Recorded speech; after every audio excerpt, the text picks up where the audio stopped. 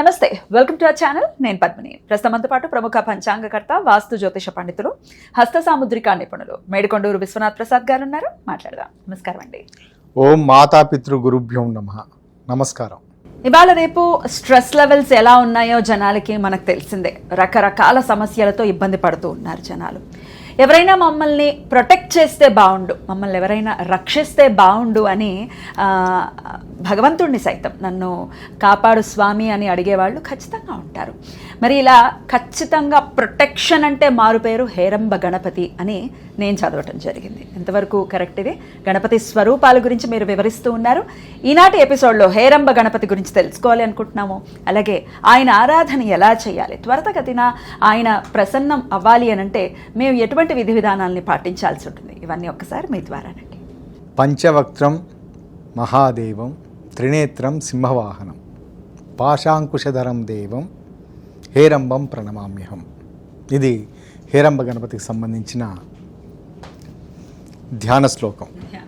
ఇందులో ఉన్నది ఏమిటంటే, హేరంబ గణపతి 5 ముఖాలు కలిగి, అంటే 4 ముఖాలు 4 దిక్కులుగా చూస్తూ ఉండగా, 5వ ముఖం ఊర్ధ్వముఖంగా చూస్తూ ఉండగా ఉండే తత్వం కలిగి, 10 చేతులు కలిగి ఉండే తత్వం, సింహవాహనంతో ఉండే తత్వం అని ఈ వివరణ, రూపవర్ణన. ఇందులో గణపతికి సంబంధించి సహజంగా ఎలుక వాహనం మనం తీసుకుంటుంటాం, సింహవాహనం వాహనం అని. దీనికి కారణం ఏమిటంటే, యామల సూత్రాల ప్రకారం మరియు తంత్రసార అనే గ్రంథం ప్రకారం ఇందులో గణపతి తత్వం ఉంది. హేరంబ గణపతి అనే పేరు ఎలా వచ్చిందనేది ఒక వివరణ ఉన్నది.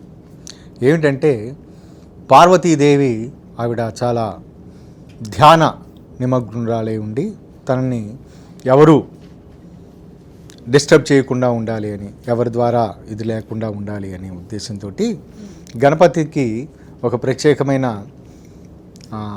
బాధ్యతని అప్పగించారు. అదేమిటంటే, ఎవరూ డిస్టర్బ్ చేయకుండా ఉండాలి. ఒకవేళ భక్తులు ఎవరైనా ఆవిడికి సంబంధించి ఏదైనా కోరుకుంటున్నప్పుడు ఈయనే ప్రాసెస్ చేసి అది ఇవ్వాలి, ప్రాసెస్ చేసి ఇవ్వాలి. దాని తర్వాత భక్తులు ఉన్న తర్వాత వ్యతిరేకులు కూడా ఉంటారు కదా, రాక్షసులు.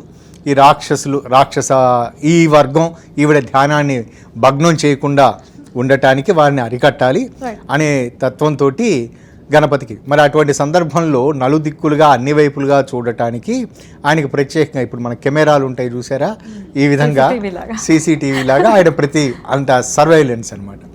ఆ విధంగా 4 దిక్కుల బ్రహ్మగారికి ఉన్నట్లుగా 4 ముఖాలు, ఊర్ధ్వముఖం పైన చూడటానికి 5వ ముఖం, దాని తర్వాత 10 చేతులు. ఈ 10 చేతులు ఏమిటంటే, మనం ఏ ప్రాంతంలో అష్టదిక్కులు, ఊర్ధ్వ అధో భాగాలు, ఏ భాగంలో ఏది ఉన్నది అని తెలుసుకోవటానికి. సింహవాహనం సహజంగా ఎవరికి సంబంధించినది? అమ్మవారికి సంబంధించింది. కాబట్టి మనం సహజంగా మన వెహికల్ ఏదన్నా ఉన్నట్లయితే మన పిల్లలకి వాడుకోవడానికి ఎట్లా ఇస్తూ ఉంటామో, ఇటువంటి తత్వంలో సింహవాహనారూఢుడై ఆయన ఉన్నాడు. ఇది ఈ కారణం చేత గణపతి రూప వర్ణన ఈ విధంగా 4 ముఖాలు కలిగి, 5 ముఖాలు కలిగి, ఊర్ధ్వముఖంతో కలిపి 5 ముఖాలు కలిగి 10 శక్తులు 10 చేతులతోటి ఉంటారు. సింహవాహనారూఢుడై ఉంటాడు. పసుపు వర్ణం లేదా బంగారపు వర్ణం. హేరంబ అంటే అదేనా మీనింగ్? కాదు. హేరంబ అని అంటే బాధలతోటి ఉన్నవారు లేదా బలహీనులను రక్షించువాడు అని అర్థం. కాబట్టి హే రంభ అనే దానికి అర్థం, సంస్కృత పదానికి అర్థం ఏమిటంటే బలహీనులను రక్షించే స్థితి కలిగినవాడు అని. కాబట్టి పార్వతీదేవి ఆ విధంగా ఆ స్థితిలో వారికి హేరంబ గణపతి అని నామకరణం చేసినట్లుగా తంత్రసారలోను మరియు యామల సూత్రాల్లోనూ వివరించి ఉన్న విషయం. ప్రధానంగా హేరంబ గణపతికి సంబంధించి మనకి ప్రధాన దేవాలయాలు ఎక్కడా ఉండవు. దేవాలయాలు ఇదంతా ఏమిటంటే, మామూలుగా కొన్ని దేవాలయ సిద్ధి వినాయక దేవాలయాల్లోనూ ఇటువంటి దేవాలయాల్లోనూ ఆ రూపాన్ని కొలుస్తూ ఉంటారు. ఇది ఎక్కువ సన్నివేశాలలో తంత్ర పద్ధతుల్లో, గాణపత్యంలో పూర్తిగా గణపతిని మాత్రమే ఆరాధించేవారు ఈ తత్వాన్ని ఆరాధిస్తూ ఉంటారు. ఈ తత్వానికి ఉన్న ప్రత్యేకత ఏమిటంటే, బలహీనులను రక్షించువాడు. మనకి బలహీనులు అనే పరిస్థితి ఏమిటి?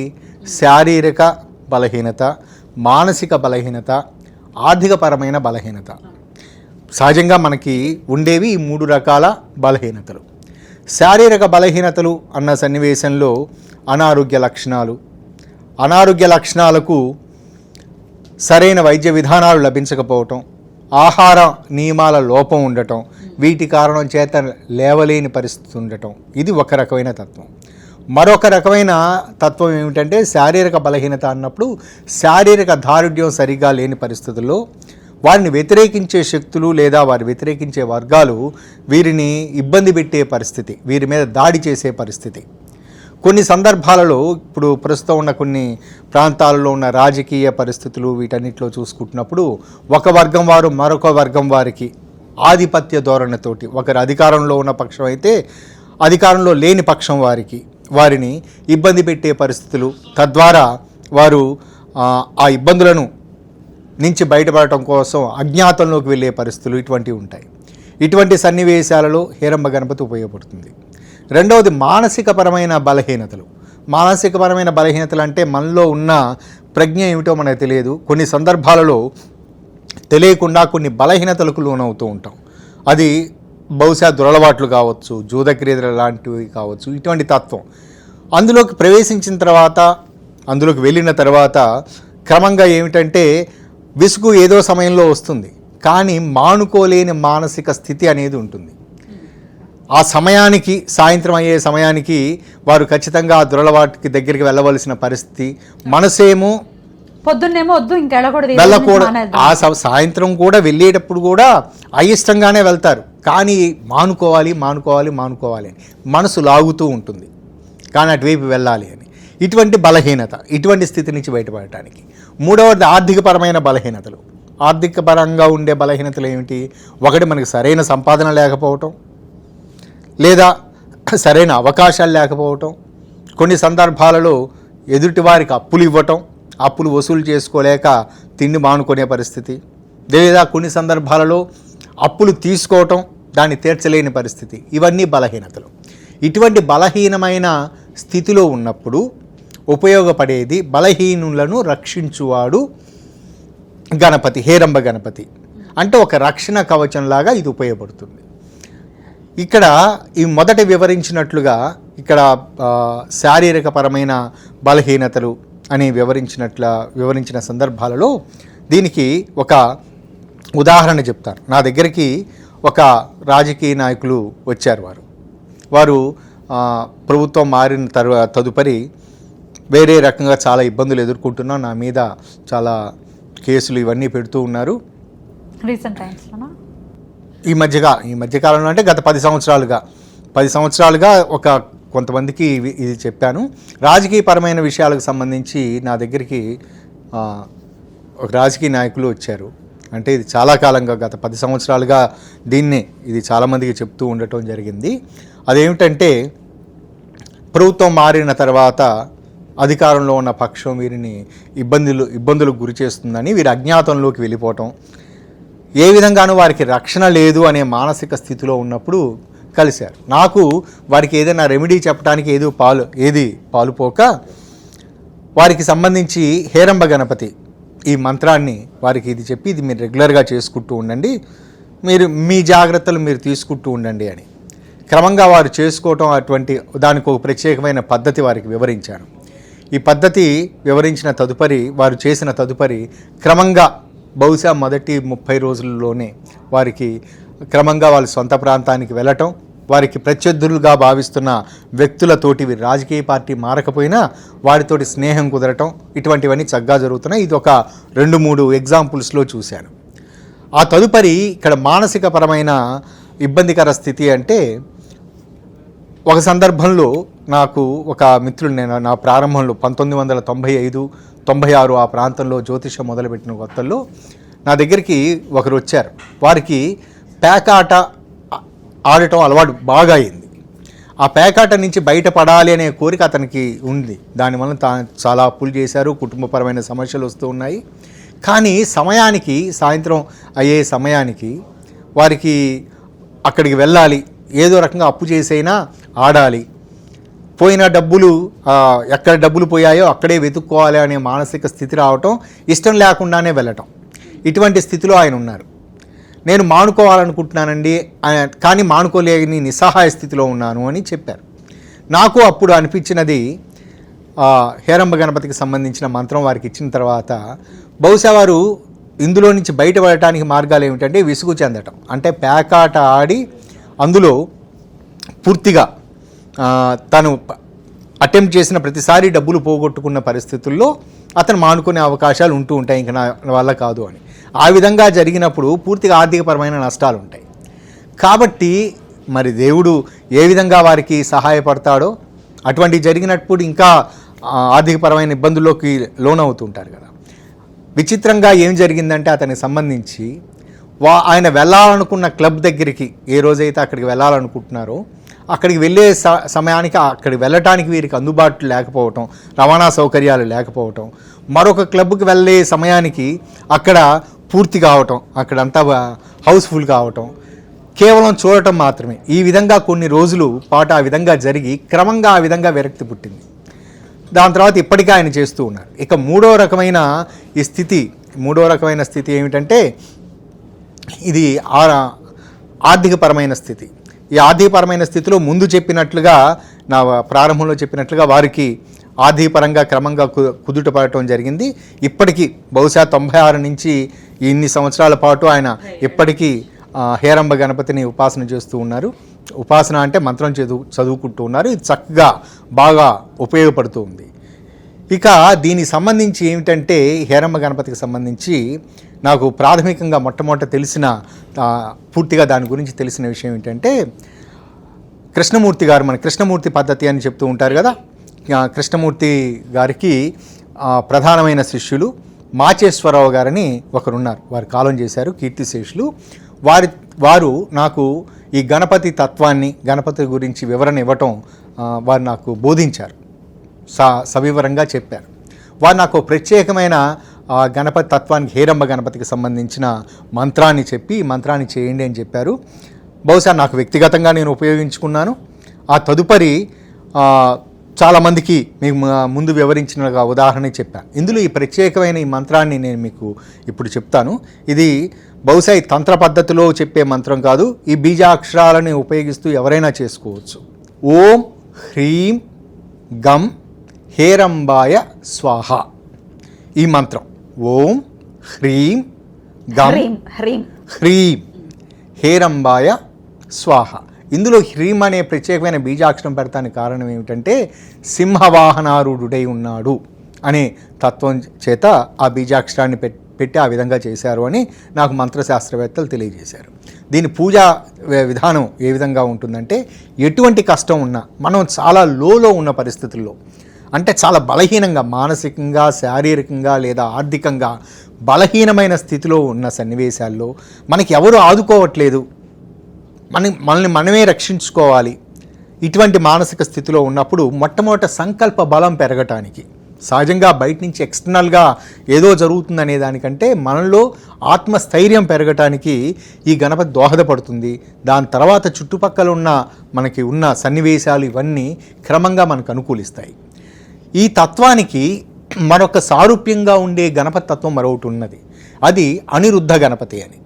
ఈ రెండు గణపతి తత్వాల్లోనూ, అనిరుద్ధ గణపతి తత్వంలోనూ ఈ తత్వంలోనూ కామన్గా ఉండే ఒక పూజా విధానం ఏమిటంటే, ఇది మాచేశ్వరరావు గారు వివరించినట్లుగా మనకి తంబుర అంటే తెలుసు కదా, మనకి తంబుర అనేది దాన్ని తుంబ్రా అంటారు. వాయించేది అది వాయిద్యంలో ఉపయోగించేది గుమ్మడికాయ ఉంటుంది కదా, గుమ్మడికాయని లోపల గుజ్జు మొత్తం తీసి దాన్ని బలంగా బయట ఎండబెట్టిన సందర్భాలలో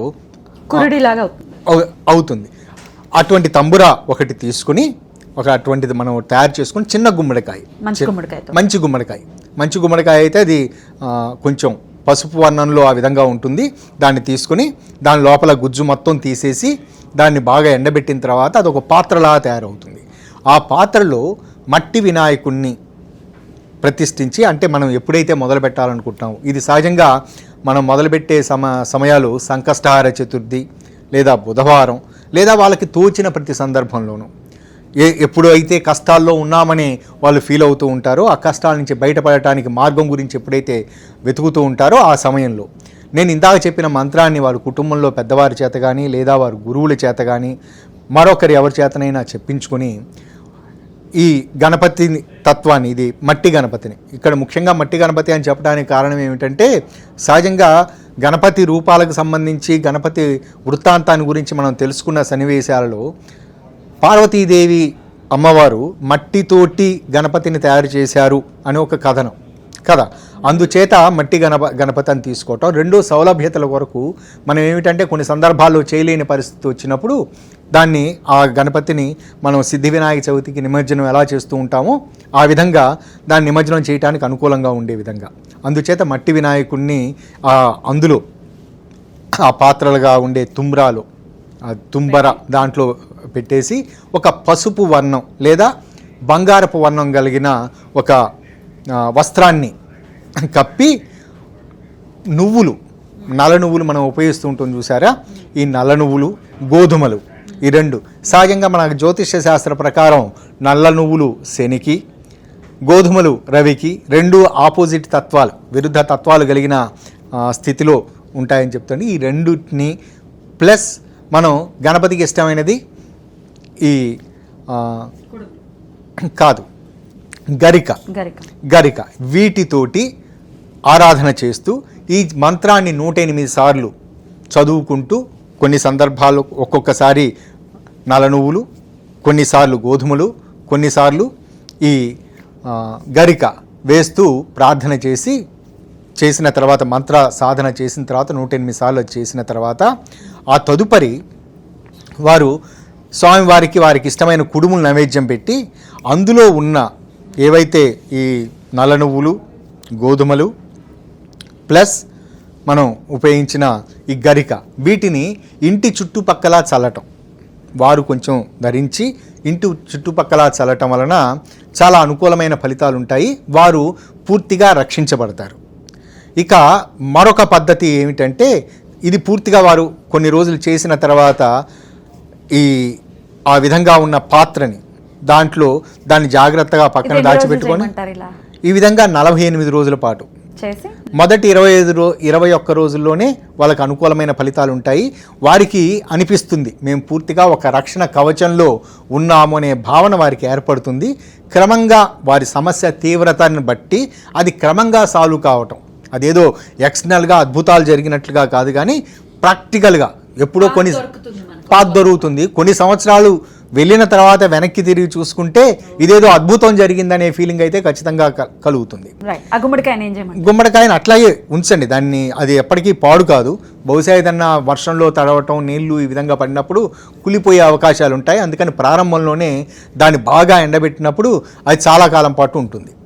దాని తర్వాత వారికి దగ్గరలో ఎవరైనా పండితులు కనుక ఉన్నట్లయితే వారు ఊర్ధ్వముఖ త్రికోణాన్ని, అధోముఖ త్రికోణాన్ని రెండూ కలిపివేసి ఈ షట్కోణాలను కలుపుతూ ఒక చతురస్రం గీసుకొని మధ్యలో గమ్ అనే బీజాక్షరం రాసి అదో పేపర్ మీద రాసుకోవటం కానీ లేదా పండితుల ద్వారా ఒక రాగి రేకు మీద అది రాయించుకొని దాన్ని కట్టుకున్నప్పుడు, అంటే ఒక తాయెత్తులో పెట్టి దాన్ని కట్టుకున్నప్పుడు ఈ మంత్ర సాధన చేస్తూ అది కూడా చేసిన సన్నివేశాలలో వారికి పరిపూర్ణంగా రక్షణ ఉంటుంది.